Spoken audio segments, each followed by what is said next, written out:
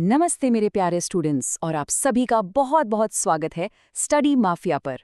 आज हम लोग क्लास 12th हिंदी का एक बहुत ही मज़ेदार और हाँ एग्जाम के लिए सुपर इम्पोर्टेंट चैप्टर काले मेघा पानी देखो अरे एकदम मक्खन की तरह समझने वाले हैं। तो तैयार हो जाओ। और मैं आपको ये यकीन दिलाता हूँ कि इस सेशन के बाद इस चैप्टर से कोई भी कैसा भी सवाल आ जाए बोर्ड एग्जाम में आपके पूरे नंबर पक्के हैं, ये मान के चलो। तो मेरे चैंपियन, सबसे पहले तो ये बताओ पढ़ाई वढ़ाई कैसे चल रही है। और हाँ, बोर्ड्स में 95% प्लस का टारगेट किस किसने सेट किया है मुझे नीचे कमेंट्स में फटाफट बताओ। और हाँ, ये भी ज़रूर लिखना कि अगला चैप्टर आपको कौन सा चाहिए, आपकी डिमांड पर ही अगला सेशन होगा। ठीक है, तो आज का हमारा रोड मैप क्या है? देखो, सबसे पहले हम लेखक को जानेंगे, फिर चैप्टर की पूरी समरी समझेंगे, उसके बाद जो सबसे ज़रूरी चीज़ है इसका गहरा व्यंग्य मतलब सटायर, उसको डिकोड करेंगे, फिर बोर्ड्स के लिए कौन से क्वेश्चंस इंपॉर्टेंट है वो देखेंगे और आखिर में कुछ मुश्किल शब्दों का मतलब भी जानेंगे। तो चलो बिना देर किए शुरू करते हैं। तो चलो सबसे पहले मिलते हैं इस बेहतरीन चैप्टर के लेखक श्रीलाल शुक्ल जी से। देखिए, ये हिंदी साहित्य में एक बहुत बड़ा और इज्जतदार नाम है और सच कहूँ तो इनके लिखने का अंदाज ही इस चैप्टर को इतना खास बना देता है। अब देखो, श्रीलाल शुक्ल जी की सबसे बड़ी ताकत थी व्यंग्य, जिसे हम इंग्लिश में सटायर कहते हैं। मतलब वो समाज और हमारे सरकारी सिस्टम की जो कमियां हैं ना, उन पर बड़े स्मार्ट तरीके से हमला करते थे। उनकी भाषा आपको पढ़ने में बहुत सिंपल लगेगी, लेकिन उसका मतलब अरे बहुत गहरा होता था। वो छोटी छोटी बातों से, छोटी छोटी कहानियों से सिस्टम की बड़ी बड़ी पोल खुलकर रख देते थे। ठीक है, लेखक को जान लिया, अब आते हैं चैप्टर की समरी पर। तो जैसा मैंने आपको बताया, ये पाठ असल में एक निबंध यानी एक एस्से है और इसकी शुरुआत होती है लेखक की एक बहुत ही प्यारी सी बचपन की याद से। लेकिन रुकिए, ये सिर्फ एक याद नहीं है, ये याद हमें बहुत गहरे सोशल इश्यूज की तरफ खींचकर ले जाती है। ये जो लाइन है ना, काले मेघा पानी दे, बस यही यही इस पूरे निबंध का स्टार्टिंग पॉइंट है। सोचो, ये कितनी मासूम सी पुकार है, बच्चों का गाया हुआ एक गीत जो दिखाता है कि वो नेचर से कितना सीधे जुड़े हुए थे और बारिश के लिए उनकी उम्मीद कितनी सच्ची थी। लेखक ने इस निबंध को, आप कह सकते हैं, बहुत ही खूबसूरती से दो हिस्सों में बांटा है। पहले हिस्से में वो अपने बचपन की यादों में ले जाते हैं, उस गांव में जहां लोग बेसब्री से बारिश का इंतजार करते थे क्योंकि भाई उनकी पूरी खेती उसी पर टिकी थी। और फिर दूसरे हिस्से में वो अचानक इन यादों से बाहर निकलकर आज के समाज की कड़वी सच्चाई और हमारे फेल हो चुके सिस्टम पर एक बहुत तीखा हमला करते हैं। अब हम आ गए हैं इस चैप्टर के सबसे सबसे ज़रूरी हिस्से पर, इसका व्यंग्य और इसका मेन आइडिया। दोस्तों, यहीं पर लेखक का असली मैसेज छुपा हुआ है, तो अब पूरा ध्यान यहाँ लगाना क्योंकि बोर्ड एग्जाम के लिए ये एक हाई स्कोरिंग पॉइंट है, इसको मिस नहीं करना। देखो, इस चैप्टर की जो सबसे खास बात है वो ये है कि लेखक ने पानी शब्द का इस्तेमाल एक नहीं, दो नहीं, बल्कि तीन अलग अलग मतलबों के लिए किया है। पहला तो है लिटरल पानी, मतलब सचमुच का पानी, बारिश का पानी, फसलों के लिए पानी।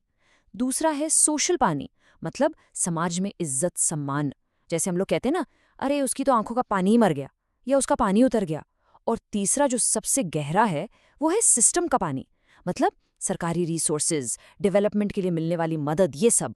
यहाँ पर लेखक एक बहुत ही कमाल का कॉन्ट्रास्ट दिखाते हैं। सोचो, एक ही चीज बारिश, लेकिन अलग अलग लोगों के लिए उसके मायने कितने अलग हैं। गांव के किसान के लिए बारिश क्या है? जिंदगी है, उम्मीद है। और वहीं शहर में रहने वाले हम जैसे लोगों के लिए बारिश क्या है? अरे यार, ट्रैफिक जाम हो गया, मुसीबत हो गई। इसी छोटे से एग्जाम्पल से लेखक हमारे समाज के दो बिल्कुल अलग अलग चेहरे हमारे सामने लाकर रख देते हैं। और फिर आता है सिस्टम पर सबसे बड़ा व्यंग्य। लेखक हमारे सरकारी सिस्टम को एक लीकी पाइप की तरह दिखाते हैं। मतलब सोचो, सरकार ऊपर से योजनाएं तो बनाती है, रिसोर्सेज यानी पानी छोड़ती भी है, लेकिन करप्शन और इनएफिशिएंसी मतलब भ्रष्टाचार के कारण वो पानी आम आदमी तक, हम तक कभी पहुंच ही नहीं पाता। क्यों? क्योंकि पाइप में छेद ही इतने हैं कि सारा पानी रास्ते में ही बह जाता है। अब ये जो थीम स्क्रीन पर है, इनको अच्छे से नोट कर लो। अगर एग्जाम में इस चैप्टर से कोई भी लॉन्ग क्वेश्चन आता है तो आपको अपने आंसर में ये पॉइंट्स जरूर जरूर लिखने हैं। कौन कौन से? सरकारी व्यवस्था पर व्यंग, इंसानी निष्क्रियता यानी पैसिविटी की आलोचना, पानी का मल्टी लेयर्ड सिंबल होना, दूसरों पर निर्भरता वर्सेस खुद के प्रयास और ब्यूरोक्रेसी की कमियां। ये पॉइंट्स लिखोगे, फुल मार्क्स मिलेंगे।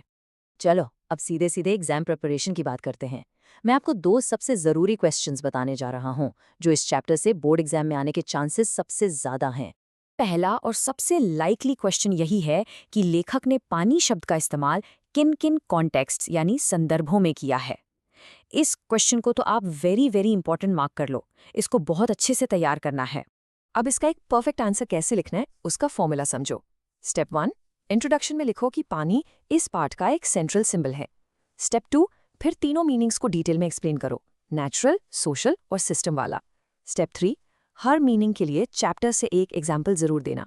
और स्टेप 4, कंक्लूजन में लिखो कि यही सिंबलिज्म इस ऐसे को इतना पावरफुल बनाता है। बस हो गया आपका परफेक्ट आंसर तैयार। ठीक है, अब दूसरा क्रिटिकल क्वेश्चन है सटायर यानी व्यंग्य के ऊपर। सवाल ये है कि काले मेघा पानी दे के जरिए लेखक ने हमारे सिस्टम पर क्या व्यंग्य किया है। ये सवाल समझ लो इस चैप्टर का दिल है, इसका कोर एलिमेंट है। इस क्वेश्चन का आंसर लिखने का तरीका भी समझ लो। सबसे पहले सटायर को डिफाइन करो, बताओ कि लेखक करप्शन और इनएफिशिएंसी की आलोचना कर रहे हैं। दूसरा, वो लीकी पाइप वाली एनालॉजी का इस्तेमाल जरूर करना कि कैसे रिसोर्सेज लोगों तक नहीं पहुंचते। तीसरा, और ये बहुत इंपॉर्टेंट पॉइंट है, ये भी लिखो कि लेखक सिर्फ सिस्टम पर नहीं बल्कि उन लोगों पर भी व्यंग्य करते हैं जो सिर्फ इंतजार करते हैं और शिकायतें करते हैं पर खुद कुछ नहीं करते। और आखिर में एक अच्छी सी समरी के साथ आंसर को कंक्लूड कर दो। चलो अब फटाफट कुछ मुश्किल शब्दों का मतलब भी समझ लेते हैं। देखो, अगर आप अपने आंसर्स में इन शब्दों का सही इस्तेमाल करोगे ना, तो आपका आंसर और भी ज्यादा इंप्रेसिव लगेगा। इस चैप्टर का सबसे जरूरी शब्द है व्यंग्य। इसका सीधा सा मतलब है हंसी मजाक में या किसी बात को घुमा फिराकर इस तरह कहना कि आप समाज या पॉलिटिक्स की किसी बुराई की आलोचना कर सको। मतलब सीधी चोट नहीं, पर चोट गहरी। दूसरा इंपॉर्टेंट शब्द है निष्क्रियता। इसका मतलब है पैसिविटी या इनएक्टिविटी। मतलब कुछ भी एक्शन ना लेना, बस हाथ पर हाथ धरे बैठे रहना और जो हो रहा है उसे देखते रहना। लेखक इसी निष्क्रियता पर तो सवाल उठाते हैं कि लोग अपनी प्रॉब्लम्स को सॉल्व करने के लिए खुद एक्शन क्यों नहीं लेते, बस दूसरों का इंतजार क्यों करते रहते हैं। ऑलराइट, तो चलो पूरे चैप्टर का एक क्विक रिकैप करते हैं। पहला की पॉइंट जो दिमाग में बैठा लेना है, लेखक ने हमारे करप्ट और इनएफिशिएंट सरकारी सिस्टम पर एक बहुत गहरा सटायर किया है। दूसरा की पॉइंट, इस चैप्टर में पानी सिर्फ पानी नहीं है, ये लाइफ, सोशल रिस्पेक्ट और गवर्नमेंट रिसोर्सेज का एक बहुत पावरफुल सिंबल है। यही चीज इस चैप्टर को इतनी डेप्थ देती है। और तीसरा और सबसे इंपॉर्टेंट टेकअवे जो इस पार्ट का असली मैसेज है, वो ये है, सिर्फ इंतजार करने से या दूसरों पर डिपेंड रहने से कुछ नहीं बदलने वाला। रियल चेंज तभी आएगा जब हम खुद एफर्ट करेंगे और अपनी रिस्पॉन्सिबिलिटी लेंगे। एक्शन लो, इंतजार मत करो। और जाते जाते इस सवाल पर सोचना जरूर कि आज के समय में हम और आप किस काले मेघ का इंतजार कर रहे हैं। उम्मीद है आपको ये चैप्टर एकदम क्रिस्टल क्लियर हो गया होगा।